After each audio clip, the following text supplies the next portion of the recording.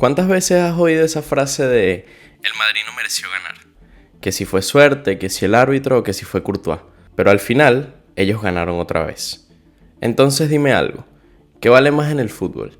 ¿Ganar o merecer? Porque este debate no es nuevo. Este debate no se inventó en Twitter ni en redes sociales. Esto lo vienen empujando jugadores, entrenadores y periodistas desde hace mucho tiempo. Y uno de los que más ha insistido últimamente en esto es Gerard Piqué. Ese tipo que lo ganó todo, Mundial, Eurocopa, Champions i múltiples ligas. Però hace poco soltó esta frase. Nosaltres guanyem és recordat per sempre. Quan ells guanyen és una més que l'última que van guanyar, que va ser un miracle, no van ser superiors en cap de les eliminatòries ni en la final, no serà recordada mai. O sea, tú ganas 5 Champions y no se van a recordar solo porque no tocaste más la pelota. ¿Qué estás diciendo, Piqué? Eso no es fútbol. Eso eres tú tratando de consolarte a ti mismo. Pero ojo, no es solo él. Muchos futbolistas, entrenadores y aficionados hacen esto. Intentan ganar el debate moral porque no pudieron ganar en el campo.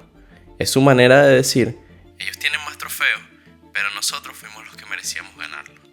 ¿Y saben qué? Eso suena bien, porque nos encanta romantizar el fútbol, pensar que el que juega bonito va a ganar siempre.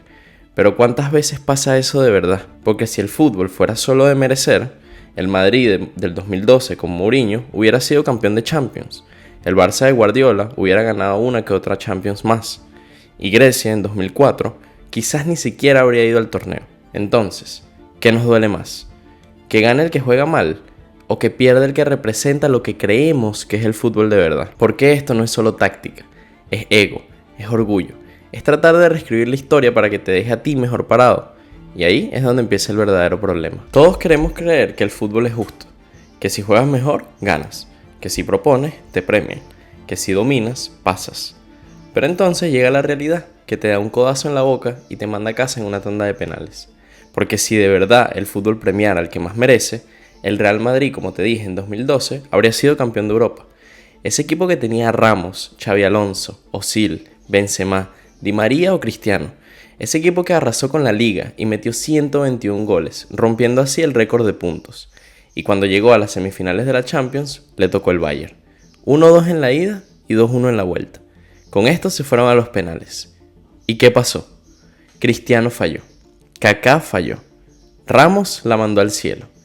3 especialistas que fallaron. Y así, el Madrid se tuvo que despedir de la Champions. Pero de verdad ese Madrid no merecía ser campeón.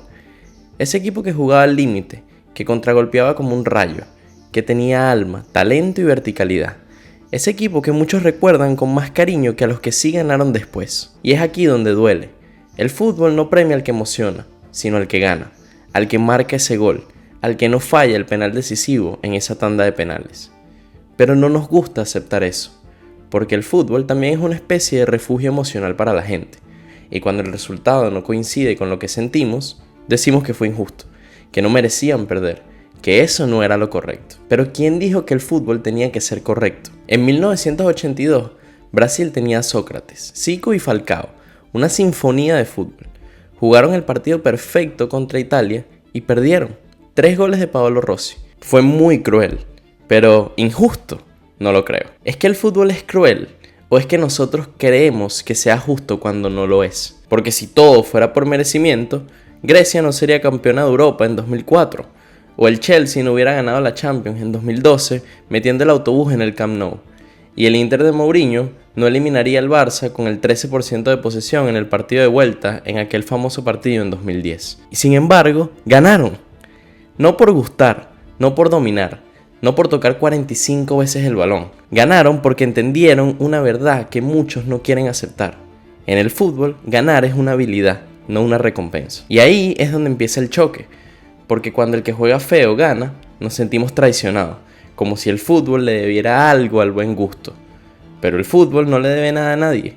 El gol no entiende de poesía. La red no pregunta cuántos pases hiciste. Y el marcador no premia la estética, solo a la eficacia. Y por eso duele, porque no hay garantía de que hacer las cosas bien te lleve al triunfo. Y no hay castigo real para el que lo hace mal, entre comillas, siempre y cuando mete el gol. Hay algo que pasa mucho cuando un jugador lo ha ganado casi todo, pero no lo suficiente. Y es que empieza a buscar algo más. Algo que no se cuente con trofeos, sino con argumentos. Y ahí entra el discurso del merecer. porque si no puedes tener más títulos, entonces necesitas que los tuyos valgan más. Por eso, lo que dice Piqué no es solo una opinión, es una estrategia. Cuando suelta eso de que las Champions del Madrid no se recordarán porque no dominaron, no está hablando de historia, está hablando de orgullo. Está diciendo, nosotros no ganamos tantas, pero jugamos mejor, así que lo nuestro tiene más valor. Y lo interesante no es solo que lo diga él, es que mucha gente lo cree, porque encaja con una idea romántica del fútbol, la idea de que hay una forma correcta de ganar, y que si no lo hiciste así, no merece el mismo respeto. Pero eso, en el fondo, es un mecanismo de defensa. Es como cuando uno pierde una discusión y terminas diciendo, sí, pero al menos yo dije la verdad, o al menos yo fui honesto. Lo que hacen jugadores como Piqué, o incluso Xavi en muchas ruedas de prensa, es eso, construir un relato para justificar una realidad incómoda. Porque no es fácil ver a tu máximo rival ganar más que tú, sin jugar como tú jugabas.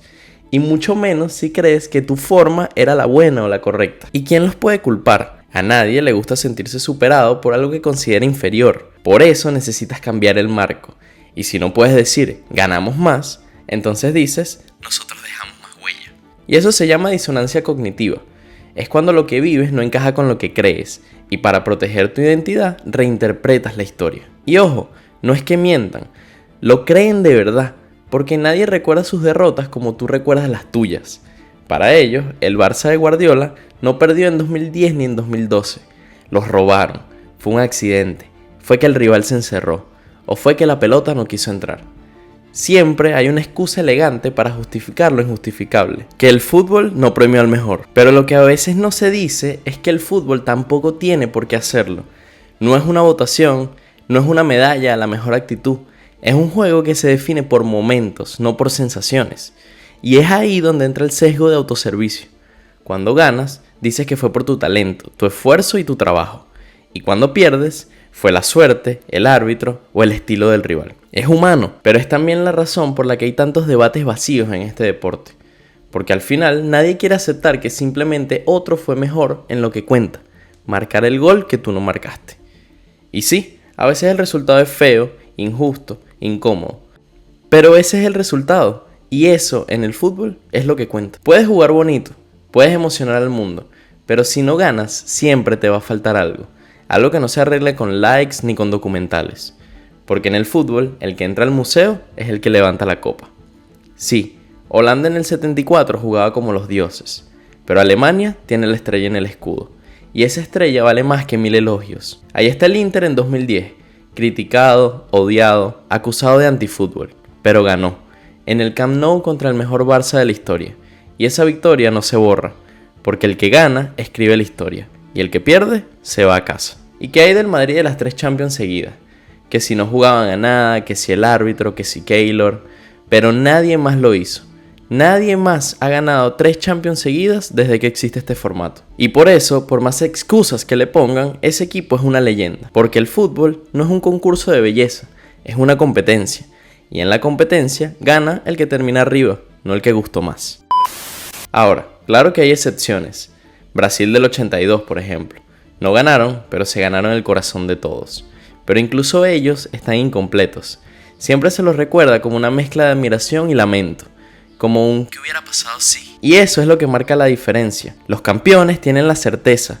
Los que no ganan tienen las teorías. El Barça de Guardiola es una rareza. Ellos sí ganaron y además jugaron muy bien. Pero esa combinación es difícil de lograr. Y es por eso que se les recuerda tanto. No por cómo tocaban la pelota, sino porque tocaban la pelota y además ganaban. Porque el relato sin título se convierte en nostalgia. Y la nostalgia no llena vitrinas. Al final, por más que duela, hay que aceptarlo. Los equipos más recordados son los que más ganaron. Los que dejaron huella, sí, pero también medallas. Los que emocionaron, pero también los que levantaron el trofeo. El fútbol premia a los que hacen historia, y la historia casi siempre se escribe con copas. Hay una frase que se repite cada vez que el Real Madrid gana un partido importante. Sí, ganó, pero no jugó bien. ¿Pero qué significa eso realmente? ¿Jugar bien es tener la pelota el 70% del tiempo aunque te eliminen? ¿O es saber defender cuando toca, atacar cuando puedes y clasificar? Lo del Madrid no es suerte, no es casualidad. Y tampoco es el antifútbol, es otro fútbol, uno que no necesita dominar para vencer. Miremos ese partido de vuelta en Manchester, Champions 2024. El City tocaba, giraba y hacía un rondo eterno. Pero el Madrid estaba ahí, esperando, bloque bajo, bien compactos y sabiendo sufrir. No fue una renuncia, fue una ejecución perfecta de un plan. Fue fútbol del bueno, aunque no fuera con la pelota. Y cuando llegó el momento, los cambios de Ancelotti, la lectura del partido y la calma en los penales, todo se resolvió con una precisión quirúrgica. Eso no es merecer, eso no es jugar bien. Lo que pasa es que nos vendieron una mentira. Nos dijeron que tener la posesión es jugar lindo, que el que no presiona alto ni tiene el 60% del balón está mal. Pero lo que no entiende mucha gente es que la posesión es solo un recurso más, como puede ser el contragolpe, el bloque medio, el bloque bajo, las transiciones rápidas o un plan defensivo de élite. Jugar bien no es tener el balón, es saber qué hacer con él o sin él. Y ahí el Madrid es letal. Cuando huele sangre no necesita 20 toques, solo necesita el mínimo espacio, un error, un mal pase o una duda del rival. Y ahí te liquida. Las Champions de las remontadas no fueron un accidente, fueron decisiones acertadas, lectura emocional, saber competir, resistir y golpear justo cuando el rival se confiaba. Eso también es fútbol, y para muchos eso también es hermoso, pero claro, cuando no lo hacen entre comillas bonito, como no hacen 40 toques seguidos, entonces hay que desmerecerlo. Narrativamente han querido convertir al Madrid en el villano, el equipo que gana sin merecer, el que tiene suerte y el que no juega nada. Pero mientras los otros explican, el Madrid levanta las copas. Y eso molesta, porque rompe la ilusión de que el fútbol premia solo a los que juegan bien. Pero no, el fútbol premia a los que ganan, a los que saben aguantar y a los que hacen lo que hay que hacer cuando hay que hacerlo. Porque el fútbol no tiene una única forma de ser bonito. A veces una defensa bien cerrada es más arte que 100 toques sin profundidad. Al final, todo se resume en esto. Mientras muchos equipos buscan convencer, el Madrid busca ganar. Y eso tiene un valor incalculable. Dicen que el fútbol es emoción, pero se olvidan de que la emoción más grande es ganar. No hay abrazo más real que el del campeón. No hay lágrima más sincera que la del que levanta la copa. Puedes haber jugado el partido más estético del año. Puedes haber hecho 900 pases. Puedes haber emocionado a toda la prensa. Pero si te eliminaron, esa historia se acaba con el pitido final.